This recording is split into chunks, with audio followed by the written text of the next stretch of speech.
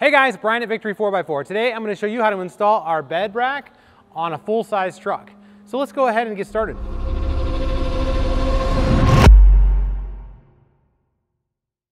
Okay guys, so this is kind of the layout of the bed rack. So what you're going to see is you're going to have these side utility bars. There's going to be two of those.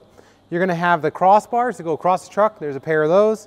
Then you're going to have what we call lateral bars. Those go front to back so that you can mount other things, rooftop tents, that kind of stuff. Then from there, you're going to have two of the rear uprights and then two of the front uprights. So now I'll grab one of these uprights, come over here, I'll show you guys how all this stuff mounts. Okay guys, so now I'm going to talk to you about different installations. I'm going to do this on a Toyota Tundra that has the factory bed rail channel, but if you're installing this on something else, whether it's an F-150 or a 2500 Dodge or some GMC, there's going to be some variations to make this rack fit. The other thing is if you have a Toyota that doesn't have the factory Toyota bed rails, you're going to have to use a different mount. So when this thing sits up onto the side of the bed channel, you have the lip of the bed that comes down, which is kind of like the side reveal. And what you're going to do is you're going to be using this bracket and the supplied carriage bolts. They're going to come through like this and like this. When it sets up on the bed rail, these are going to come through here like that. And then as you tighten it down, it's going to pinch the side of the bed rail. It's going to pinch that side reveal and clamp this bed rail, bed upright to the bed rail. Now if you're installing this on a Tundra that has the bed rail system, you're going to be using these guys. Same bolts, carriage bolts, they're going to go through these like this, slide into the channel, and that's how you're going to secure this bed rack. Now I want to talk to you guys a little bit about the offset, so let me hop up in the truck and we'll go over that. Okay, so this is the front upright, and as you can see we're offsetting the mount here, and why we do this is so that we can actually give you about 5 inches more length in bed rack than other companies. Now when this thing sits up here on this bed rail system, you're going to see where I'm going to mount it here, but you can see what we did was we allowed this thing to go all the way up to the front of the cab instead of sitting way back here. Now depending on your truck, the side bulges here, they may interfere with the clamping system, so you may have to get a little creative, or you may have to offset the clamp and only use one side. You may have to drill and bolt through the side of the metal depending on each different truck's bed. So let me show you the back mount. So similar in the back, we have this design that kind of gives this a sloped look to your truck as opposed to just a straight vertical square box. And as you can see, where it ends on the bed rail, comes all the way back to almost the tailgate. The cool thing is when you're entering the truck from the outside, you can actually use this as a handhold to climb up into the truck. So there is some usability in the design as well. So now let's get it installed. Okay, so here's the hardware. I'm going to go ahead and dump it out here because I'm going to use it all in a minute. I'm going to be looking for these carriage bolts first. Okay, next I'm going to pull all the washers out because those are going to go with these as well. And then I'm going to pull out 8 of these nuts. Okay, so on this factory bed rail, I'm going to snap this little clip out here. Just push it in, pull it out, set it down there. Then I'm going to grab my block, 2 carriage bolts, and then I'm going to slide that into this rail like so. And then I'm going to put my upright on here.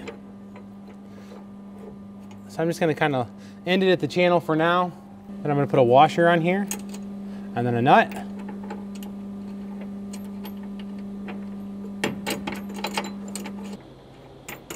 Okay, and then I'm going to loosely install those for now. So you can see this thing will move around, just kind of snug it up. Now I'm going to go ahead and do the other 3. All right, so now if you're installing this bed rack on a vehicle that's not equipped with a bed rail, so you're just working off of the side of the reveal of the bedside, you're going to be using these clamps. And so you're going to be taking the carriage bolts, the same ones we used earlier in the and you're going to put them through the back of this clamp like so. Then you're going to put them through the mount, and then a washer and a nut on each one.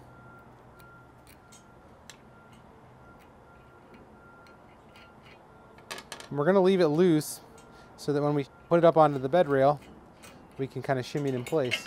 So now I'm going to take the mount. As you can see, here's the clamp, and the clamp is basically going to pinch the side of the bed rail between these two, this clamp and this bracket. So we'll go ahead and put it up here on the truck, like so. Now you're going to want to, you're going to fish this guy up behind the bed rail like that and then tighten it down. Okay, so now we're going to install these crossbars, and they're both the same. There's no front or back. They're completely mirrored, so it doesn't really matter where they go. But basically what you're going to do, slide them down into this, slide it down into there, and then install the button head bolts. Now what you're going to notice is that these are adjustable, so the width of this bed rack can change based on each individual truck. So that's why I prefer to put the uprights on first loosely and then install these loosely. That way when we get the whole bed rack lined up, we can then tighten everything down.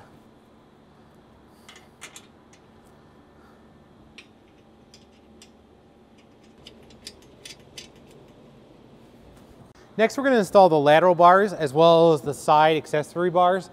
Before we do that, we need to make sure that the rack is the right width. So what I'm going to do is set this rack up. So now on the lateral bar, we're 51 1/4. Right now, the way the rack sits, I'm at 53 inches. So I need to come together more. What you're going to do is you're going to want to kind of determine where you want the spacing up front. I'm going to end it right at this end of this plastic trim, because that seems like a pretty easy spot, which then I'll make sure this one comes there as well. I'm going to snug up these bolts a little bit more. Okay.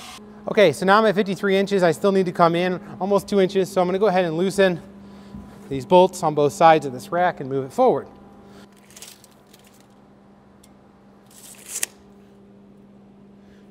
Okay, so now I got the distance that I want, so I'm going to go ahead and install these lateral bars.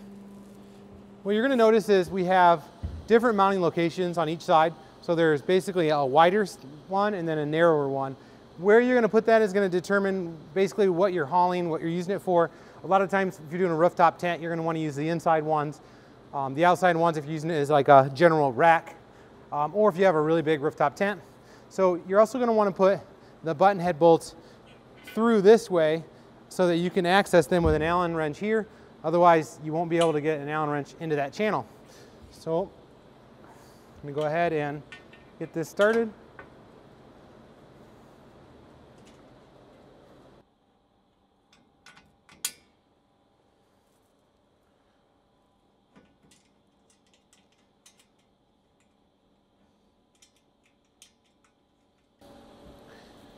I recommend wearing a hooded sweatshirt when you're doing the install so that you can totally kangaroo pouch all your bolts. Makes life so much easier. I guess if you had a fanny pack, you could use a fanny pack. Daryl likes to use fanny packs. I don't know if you've ever seen any of his Tacoma videos, but if you watch very carefully, you'll see he's got this, totally got a fanny pack that he holds all of his install bolts in. All right, so I'm gonna go ahead and put the second bolt in on this side now that it's all hanging on its own.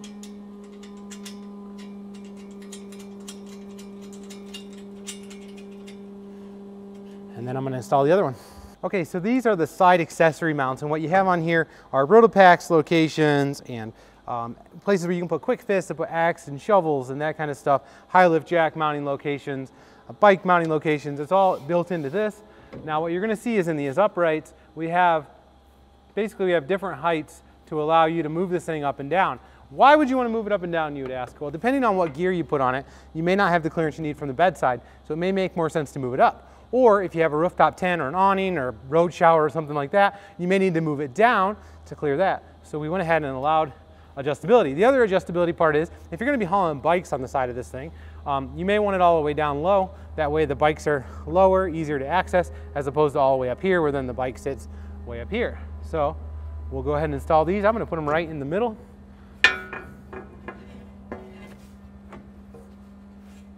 It's a lot easier to do this from the outside of the truck, but since you guys need to see what's going on, I'm going to put the bolt through from the inside of this panel into the upright. Same reason, so that we can access with an Allen key later.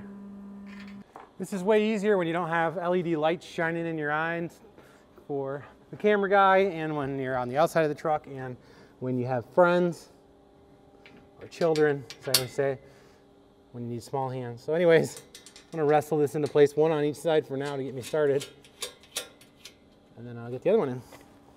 Okay, so we're gonna tighten the mounting legs first, and what you're gonna wanna do is you wanna make sure that they sit flat so that they're rotated this way. With everything still loose, we can still kind of shovel everything around.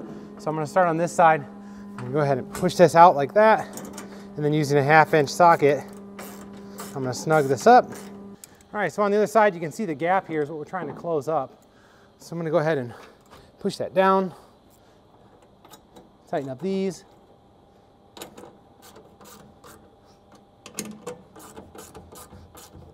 And I'm gonna move up to the top here. And I'm gonna push this rack wide as apart as I can, making sure that that goes flush. And then I'm gonna snug up one of these.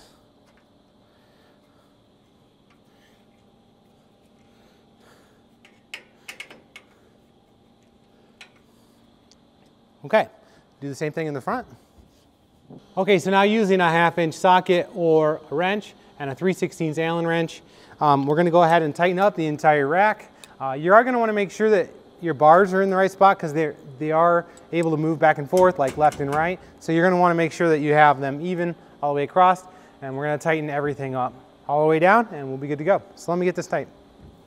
Okay guys, so that wraps up that. One thing is, you're going to want to install these clips back into your bed rail so you don't lose those. And then you are done.